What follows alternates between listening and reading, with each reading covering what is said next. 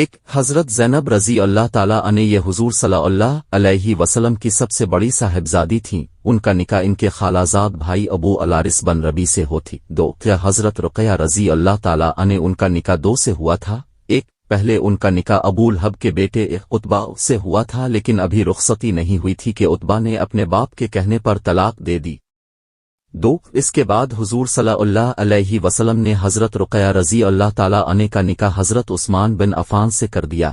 تین حضرت ام کلثوم رضی اللہ تعالیٰ عنہ کا نکاح دو کے ساتھ ہوا۔ پہلا نکاح ابو لہب کے بیٹے عتبہ کے ساتھ، لیکن ابو لہب کے مجبور کر دینے سے بد نصیب عتبہ نے ان کو رخصتی سے پہلے ہی طلاق دے دی۔ حضرت بی بی رقیہ رضی اللہ تعالیٰ عنہ کی وفات کے بعد حضور صلی اللہ علیہ وسلم نے حضرت بی بی ام کلثوم کا نکاح حضرت عثمان غنی رضی اللہ تعالیٰ کی عنہ کے خوشبو ساتھ بھی کر حرام ہے۔ نبی کریم صلی اللہ علیہ وآلہ وسلم کا فرمان ہے کہ جو عورت اپنے خاوند سے بغیر کسی وجہ کے طلاق کا مطالبہ کرے، یعنی یوں